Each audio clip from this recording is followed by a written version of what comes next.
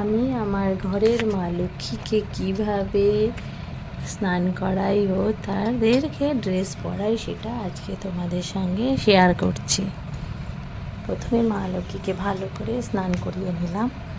স্নান করিয়ে তাকে পরিষ্কার বস্ত্র পরিয়ে দেবো। এবার স্নান করানো হয়ে গেছে। এবার মাকে কীভাবে শাড়ি পরাচ্ছি দেখো। এটা কিন্তু রেডি করা হয়নি এখনও। শাড়িটা জাস্ট একটা টুকরো কাপড় রয়েছে, সেটাকেই আমি প্লেস করে একটি কোমর বন্ধনীর সাহায্যে সেটাকে সেট করে দেবো। দেখো এটা সেট হয়ে গেছে। এবার বাকি কাপড়টাকে আঁচল হিসাবে রেখে সেটাকে সুন্দর করে প্লেটস করে দিচ্ছি। দেখো আমি কিন্তু আমার মা লক্ষ্মী শাড়ি কিনে পরাই না, আমি কাপড় কিনে এনে নিজে হাতে বানিয়েই পরাই। তো আমি কীভাবে মা লক্ষ্মীকে শাড়ি পরাচ্ছি দেখো তোমরা। আমি তো এইভাবেই মা লক্ষ্মীকে শাড়ি পরাই। আমি শাড়িটা একটু বড়ই রাখি, কারণ মা লক্ষ্মীকে একটু ঘুমটা দিলে দেখতে ভালো লাগে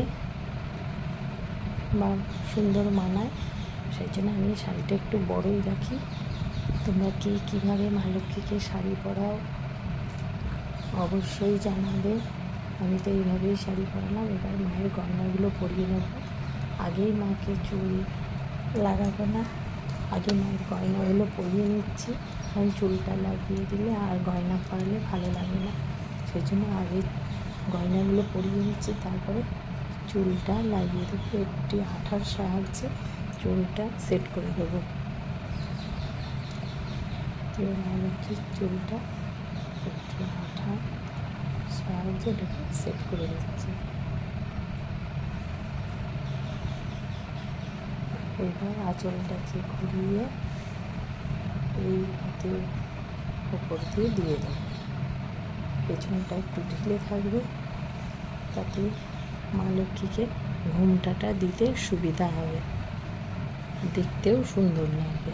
দেখো এই হাতে দিয়ে দিলাম, দেখতে কত সুন্দর লাগবে। এবার ঘোমটাটা দিয়ে দিচ্ছি। একটি পিনের সাহায্যে ওটাকে আটকে দেবো, যাতে ঘোমটাটা পড়ে না যায়। একটি পিনের সাহায্যে ওটাকে আটকে দিচ্ছি।